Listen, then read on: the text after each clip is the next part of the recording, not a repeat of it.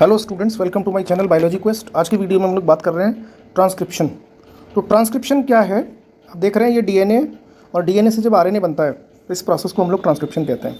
आपको पता होगा as per the complementary base pairing, DNA के अंदर हमने कहा एडेनिन के साथ थाइमीन जुड़ता है in case of DNA, but in case of RNA thymine is absent and uracil is present. तो आरएनए में यूरेसिल आता है, ये हमेशा याद रखिएगा। ओके, तो यहाँ पे हम कह रहे हैं क्योंकि डीएनए हमारा डबल स्ट्रैंडेड है, तो हमने कहा एक स्ट्रैंड हमारा ये है 3rd prime to 5th prime, क्योंकि दूसरा स्ट्रैंड हमारा ये है 5th prime to 3rd prime. तो एक स्ट्रैंड एज ए टेम्पलेट काम करेगा, जबकि दूसरा स्ट्रैंड एज ए कोडिंग काम करेगा। मैं आपको बता दूं, इस टेम्पलेट स्ट्रैंड जिसकी polarity 3rd prime to 5th prime है, इस पर देखिएगा nitrogenous base adenine thymine guanine cytosine, adenine thymine guanine cytosine, इस ऑर्डर में अरेंज हैं, आप यहाँ देख रहे होंगे। तो हमने कहा जब आरएनए बनेगा तो केवल इस कोड टेम्पलेट स्ट्रैंड को ही यूज़ करा जाएगा जिसकी polarity 3rd prime to 5th prime है, और ये एज ए टेम्पलेट काम करेगा, इसी के कॉम्प्लीमेंट्री आरएनए बनेगा। तो जैसे हमने कहा एडेनिन, देखो एडेनिन के कॉम्प्लीमेंट्री यूरेसिल, थाइमीन, थाइमीन के कॉम्प्लीमेंट्री एडेनिन, ग्वानिन के कॉम्प्लीमेंट्री साइटोसिन, साइटोसिन के कॉम्प्लीमेंट्री ग्वानिन, बाकी भी रिमेनिंग इन सब के कॉम्प्लीमेंट्री ये हैं। तो ये जो हमारा बना आरएनए बना, यानी मैंने कहा जब आरएनए सिंथेसिस होगी तो वो टेम्पलेट स्ट्रैंड के कॉम्प्लीमेंट्री होगी। तो ये सारे के सारे बेसिस आप देख रहे हैं आरएनए के, these are complementary to the template strand. But ये जो आरएनए है ये कोडिंग स्ट्रैंड के बिल्कुल इक्वल है, केवल एक ही डिफरेंस है, जहाँ थाइमीन होगा वहाँ आरएनए में यूरेसिल होगा, जहाँ थाइमीन होगा आरएनए में यूरेसिल होगा, बस इतना चेंज होगा इन case of RNA and coding strand of DNA. तो मैं आपसे पूछना चाहता हूँ कि जब डीएनए के दोनों स्ट्रैंड हैं तो क्या एक स्ट्रैंड यूटिलाइज होगा या दोनों स्ट्रैंड यूटिलाइज होंगे? देखो सबसे टॉप पे लिखा है both strands are not utilise. Okay, केवल टेम्पलेट वाला यूज होगा और इसी की कॉम्प्लीमेंट्री सिंथेसिस होगी। एंड यदि दोनों स्ट्रैंड यूटिलाइज होंगे तो ये मैकेनिज्म को बहुत ही कॉम्प्लिकेट कर देगा। अब मैं कहता हूँ इफ 2 आरएनए आर सिंथेसाइज्ड, हमने कहा यदि एक डीएनए का स्ट्रैंड ये है और एक डीएनए का स्ट्रैंड ये है, टेम्पलेट ने ये बना दिया, कोडिंग ने कुछ और बनाया फॉर एग्जाम्पल, तो क्या होगा? 2 आरएनए बनेंगे जो कि कॉम्प्लीमेंट्री हो जाएंगे। तो 2 RNA are synthesised and they are complementary to each other. और यदि 2 आरएनए बन गए तो वो डबल स्ट्रैंडेड आरएनए बनेगा, और डबल स्ट्रैंडेड कॉम्प्लीमेंट्री होगा तो वो ट्रांसलेशन नहीं करेगा। इसीलिए हमने कहा केवल एक टेम्पलेट स्ट्रैंड ही सिंथेसाइज करता है आरएनए को, और इस टेम्पलेट स्ट्रैंड के कॉम्प्लीमेंट्री आरएनए बनता है। Please remember this point. Okay, तो हमने कहा ओनली 1 आरएनए, आप देखेंगे इस की नोट को, ये जो आप देख रहे हैं, only 1 RNA is made from the template strand which is then translated into protein. तो हम यहाँ पढ़ रहे हैं ट्रांसक्रिप्शन, तो यहाँ डीएनए से आरएनए बन रहा है, लेटर ये आरएनए प्रोटीन भी बनाएगा। This is the flow of information. जब हमारा डीएनए है तो डीएनए में कहाँ आरएनए बनेगा? ये शुरुआत होगी हमारी ट्रांसक्रिप्शनल यूनिट से। तो ये ट्रांसक्रिप्शन यूनिट है, और इस ट्रांसक्रिप्शन यूनिट 3 चीज़ों से मिलकर बनी होती है। पहली चीज़ प्रमोटर, दूसरी चीज़ टर्मिनेटर स्ट्रक्चरल जीन, और तीसरी चीज़ हमारा है आपका टर्मिनेटर। तो हमने कहा प्रमोटर, स्ट्रक्चरल जीन और टर्मिनेटर, ये 3 चीज़ें मिलके हमारा ट्रांसक्रिप्शनल यूनिट को बनाते हैं। यदि टेम्पलेट है तो आपको पता है टेम्पलेट की polarity 3rd prime to 5th prime, और कोडिंग की polarity 5th prime to 3rd prime. आपको ये याद रखना है, ये अपस्ट्रीम नहीं है, ये डाउन स्ट्रीम है। ओके, ये यहाँ से नहीं, तो हम ये देख रहे हैं इसका अपस्ट्रीम ये वाला एंड है, this is the upstream. Okay, हमने कहा जो प्रमोटर रीजन है, this is the promoter region of transcriptional unit. यहाँ क्या आके बाइंड करेगा? This is the binding site of RNA polymerase.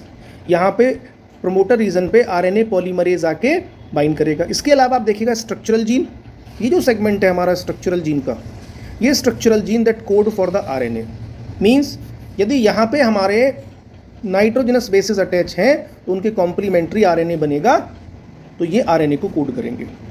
ये जो हमारा टर्मिनेशन साइट है, ये termination site stop the process of transcription, और यहाँ पे आके प्रोसेस रुक जाएगी। पॉलीमराइजेशन की डायरेक्शन क्या होगी? The polymerisation occur in 5th prime to 3rd prime direction. यानी कि जब ये आरएनए बना, देखो ये पर्पल वाला जो स्ट्रैंड है ये आरएनए है, इस आरएनए में इधर 5th प्राइम होगा, इधर 3rd प्राइम होगा, तो इसकी जो डायरेक्शन हुई वो 5th prime to 3rd prime हुई। ओके, हमेशा ट्रांसक्रिप्शन की mechanism 5th prime to 3rd prime direction में होती है। तो की पॉइंट आप देखेंगे स्लाइड में मेंशन है, RNA synthesised in 5th prime to 3rd prime direction using the template strand of DNA. ये बहुत ही इंपॉर्टेंट पॉइंट है। ओके, आपसे पूछा जाएगा प्रमोटर साइट की लोकेशन क्या है। ये कोडिंग स्ट्रैंड के कॉम्प्लीमेंट्री हम देखते हैं, तो ये आप कहेंगे 5th प्राइम अप स्ट्रैंड, और यदि टर्मिनेटर की आपसे पूछे तो 3rd prime down stream terminator. ये लोकेशन है। ओके, तो देखो promoter site at the 5th prime and up stream and the terminator site at the 3rd prime and down stream. तो ये बहुत इंपॉर्टेंट क्वेश्चन है, कई बार बोर्ड में बना है। हम ये कहते हैं ये जो अप स्ट्रीम है, और हमने कहा ये जो हम मेंशन करेंगे ये कोडिंग स्ट्रैंड के कॉम्प्लीमेंट कोडिंग स्ट्रैंड जो है उसके रेफरेंस में हम लोग इसको देखते हैं। ओके, आगे हम लोग मूव करते हैं नेक्स्ट स्लाइड में। अब हमने कहा जीन एक फंक्शनल यूनिट होती है। जीन क्या होती है? Gene is a functional unit of inheritance. Yes, gene एक फंक्शनल यूनिट है इनहेरिटेंस की, और वही हमारे पैरेंटल कैरेक्टर को इनहेरिट करती है ऑफस्प्रिंग के अंदर। ये कहता है DNA sequence coding for TNA and this is not NRN, this is rRNA molecule also define a gene. ये भी एक जीन को डिफाइन करते हैं, यानी कि वो डीएनए का सीक्वेंस जो टीआरएनए बनाएगा, जो आरआरएनए बनाएगा, they also define a gene. Coding for the tRNA and rRNA molecule also define a gene. अब यहाँ पे इंपॉर्टेंट पॉइंट हमारा आया है सिस्ट्रॉन। तो सिस्ट्रॉन को बहुत ध्यान से देखना, क्योंकि यहाँ पे क्वेश्चन बनेगा। What is cistron? सिस्ट्रॉन की यदि हम बात करें तो सिस्ट्रॉन क्या है?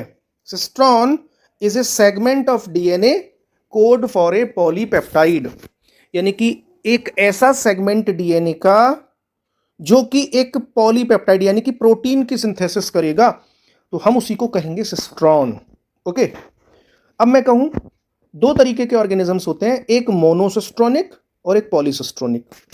यूकैरियोट्स यानी कि हम लोग मोनोसिस्ट्रोनिक होते हैं क्योंकि वन जीन केवल एक ही प्रोटीन को सिंथेसाइज करती है, और अलग अलग जीन्स होती है डीएनए पे लगी हुई, और अलग अलग जीन अलग अलग प्रोटीन बनाएंगे। लेकिन जो प्रोकैरियोटिक सेल्स होती हैं, जिसको हम एग्जाम्पल में कह सकते हैं बैक्टीरिया, दे आर पॉलीसिस्ट्रोनिक।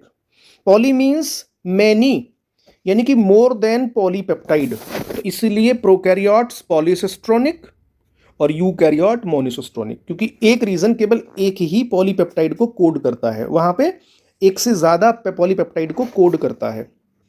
अब हम सबसे पहले यदि देखें प्रोकैरियोट्स के अंदर, तो ये कहता है मोनोसिस्ट्रोनिक स्ट्रक्चरल जीन।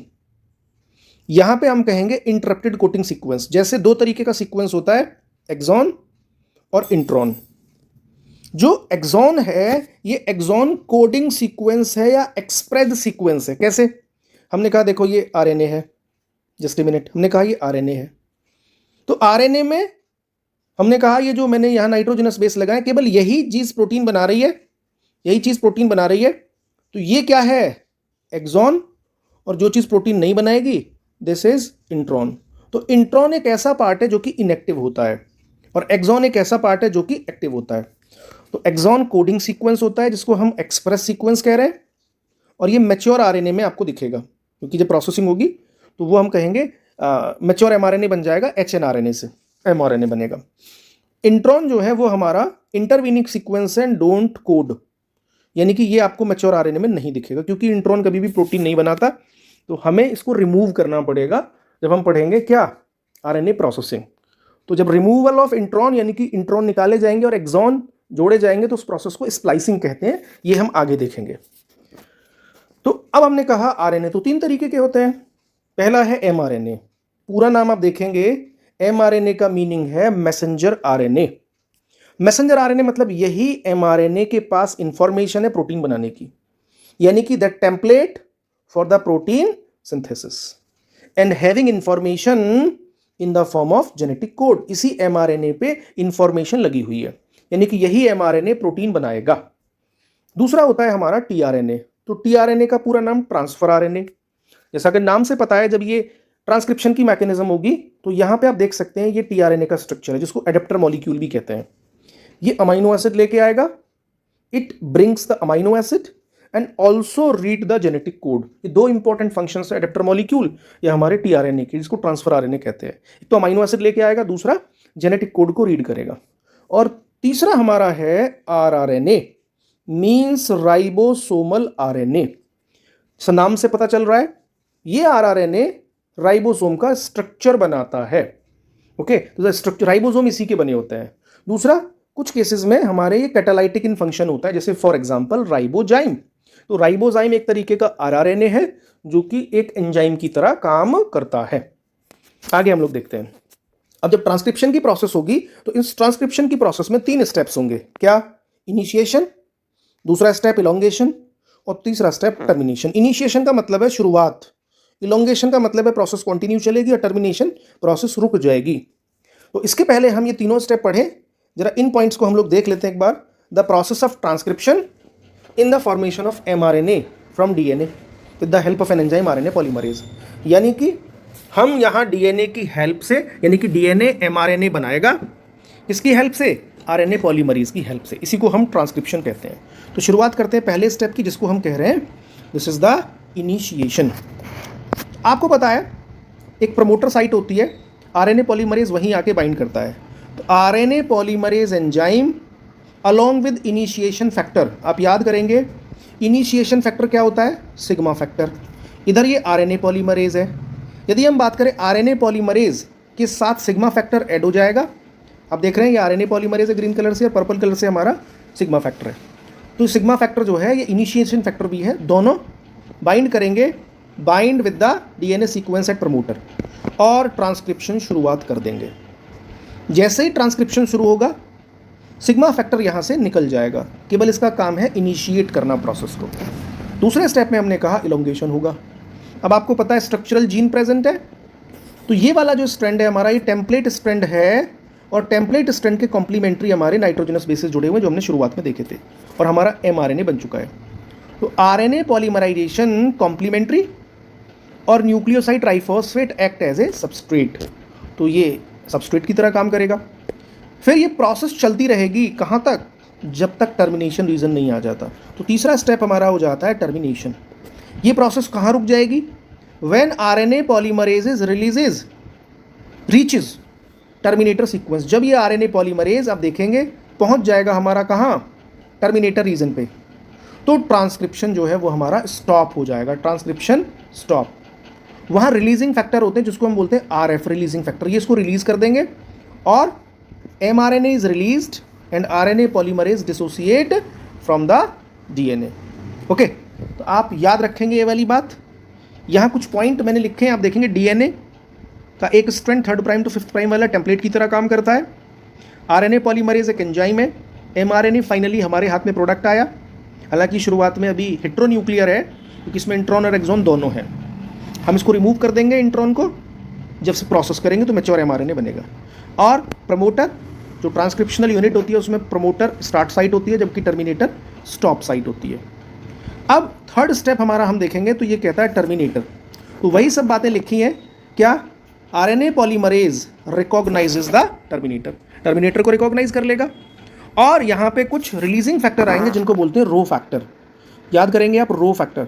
तो हमने देखा था जो सिग्मा फैक्टर था वो इनिशिएशन फैक्टर था, प्रोसेस शुरुआत कर रहा है, लेकिन जो रो फैक्टर है ये आपका टर्मिनेशन फैक्टर है जो प्रोसेस को स्टॉप कर रहा है। These 2 points are very very much important for the board exam. और जैसे ही आया हमारा टर्मिनेटर कोडॉन, टर्मिनेटर सीक्वेंस, तो रहो फैक्टर ने रिलीज कर दिया किसको? हमारे आरएनए को। डीएनए को अलग कर दिया, पॉलीमरेज को अलग कर दिया। तो detachment of RNA and RNA polymerase enzyme with रहो फैक्टर टेक्स प्लेस। आप देखेंगे यहाँ पे डीएनए अलग, आरएनए अलग और हमारा जो आरएनए पॉलीमरेज था वो अलग हो गया। प्रोसेस खत्म। बैक्टीरिया के अंदर आप देखिएगा mRNA does not require any process, क्योंकि जो ये हमारे अंदर यूकैरियोट्स के अंदर तो अभी प्रोसेसिंग होगी क्योंकि इसके अंदर 2 तरीके के सीक्वेंस हैं, इंट्रॉन और एक्सॉन। 2 तरीके के सीक्वेंस हैं, इंट्रॉन और एक्सॉन। ओके, तो हमारे अंदर तो प्रोसेसिंग होगी लेकिन बैक्टीरिया के अंदर नहीं होगी। Transcription and translation takes place in same compartment, यानी कि बैक्टीरिया के अंदर कपल्ड होती हैं, दोनों की दोनों पैरेलल चलती रहती हैं। मॉडिफिकेशंस ऑफ आरएनए नहीं होते हैं वहाँ पे। And transcription and translation can be coupled in case of bacteria, but in case of eukaryotes जैसे हमारे अंदर ये आरएनए जो बना ये एचएनआरएनए हेट्रोन्यूक्लियर और अभी इसमें मॉडिफिकेशंस होंगे, यानी कि रिमूवल ऑफ इंट्रॉन होगा और तब ये मैच्योर बनेगा, तब ट्रांसलेशन में इन्वॉल्व होगा। तो हमने कहा यूकैरियोट्स के अंदर भाई 2 कॉम्प्लेक्सिटीज़ हैं, यूकैरियोट्स के अंदर 2 कॉम्प्लेक्सिटीज़ हैं यदि आप देखेंगे। क्या? First, at least 3 RNA polymerase in the nucleus. 3 तरीके के पॉलीमरेज हमारे न्यूक्लियस में होनी चाहिए और वहाँ पे there should be the clear cut division of labour. जैसे RNA polymerase first, RNA polymerase second, RNA polymerase third. इनके फंक्शंस आप रट लीजिएगा, एग्जाम में बहुत ज़्यादा आते हैं। जैसे क्या? RNA पॉलीमरेज किसको बनाएगा? rRNA को। ये आप याद करेंगे, RNA पॉलीमरेज फर्स्ट rRNA बनाता है। कौन से rRNA? 28 sRNA, 18S और 5.8S। सब में 8 आ रहा है, ध्यान से देखेंगे आप। 8, 8, 8, 28S, 18S और 5.8S। जबकि जो RNA पॉलीमरेज सेकंड है वो tRNA, 5S rRNA और snRNA यानी कि स्मॉल न्यूक्लियर RNA, इनकी सिंथेसिस करता है।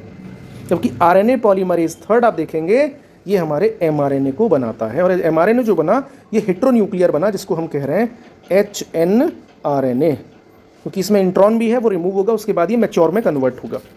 तो तीनों RNA पॉलीमरेज के फंक्शंस आपको पता होने चाहिए, एग्जाम में बहुत ज़्यादा पूछे जाते हैं। दूसरी जो कॉम्प्लेक्सिटी है, दूसरी कॉम्प्लेक्सिटी की हम लोग बात करें तो दूसरी कॉम्प्लेक्सिटी है हमारी, सेकेंड कॉम्प्लेक्सिटी आप देखिएगा, hnRNA contains both intron and exon. हमने कहा था एक्सॉन तो हमें चाहिए लेकिन इंट्रॉन रिक्वायर्ड ही नहीं है क्योंकि नॉन कोडिंग पार्ट है। तो हमें क्या करना है? इन्हें इन इंट्रॉन को रिमूव करना है। इंट्रॉन रिमूव करे जाएंगे और एक्सॉन ज्वाइन करे जाएंगे।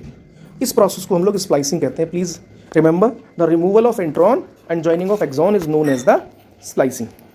तो आप देख रहे हैं यहाँ पे हमारा ये इंट्रॉन्स है और ये एक्सॉन है, और हमने यहाँ पे देखा तो ये हो गई हमारी क्या? स्प्लाइसिंग। यानी कि यहाँ पे इंट्रॉन रिमूव हो गए जबकि एक्सॉन आपस में जुड़ चुके हैं। यानी कि इस वाले इसमें हमारे केवल और केवल एक्सॉन ही प्रेजेंट है, इंट्रॉन हमने रिमूव कर दिए हैं। दूसरी चीज़ यहाँ पे बेटा कैपिंग होनी है। देख रहे हैं कैपिंग? जो इस RNA की RNA मॉलिक्यूल है, इस RNA का जो एंड है 5th प्राइम, उस पर मिथाइल ग्वानिन जुड़ेगा। यानी कि जो ग्वानोसाइन है उस पर मिथाइल ग्रुप ऐड है, मिथाइल ऐड है CH3, तो वो ऐड हो जाएगा and triphosphate is added to the 5th prime end of hnRNA। इससे क्या होगा? इसमें स्टेबिलिटी आएगी। ओके, तो ये हमने कैपिंग करी, और कैपिंग कहाँ हुई? 5th prime capping. ये सब मॉडिफिकेशंस ऑफ hnRNA है और ये मॉडिफिकेशन करने के बाद ये मैच्योर mRNA बनेगा। तो पहला तो क्या था, हमने देखा स्प्लाइसिंग, दूसरा हमारा क्या हुआ? कैपिंग। अब हम देखेंगे टेलिंग। टेलिंग के अंदर हमने क्या करा? पॉली ए टेल ऐड कर दिए हमने, मीन्स एडिनाइलेट, यानी कि 200 to 300 हमारे एडेनिन जुड़ चुके हैं at the 3rd prime and. This is the 3rd prime telling, और टेल में 3rd प्राइम एंड पे एडेनिन जुड़ते हैं, एडिनोसाइन। हमने कहा ये जो इंट्रॉन रिमूव हुए इसके लिए कोई एंजाइम जिम्मेदार है? हमने कहा yes, intron removed by spliceosome. Introns are removed by spliceosomes. और एक्सॉन को ज्वाइन करने के लिए कौन सा एंजाइम जिम्मेदार है? By the ligase enzyme. तो लाइगेज एक गोंद की तरह काम करता है जो कि एक्सॉन्स को आपस में जोड़ेगा।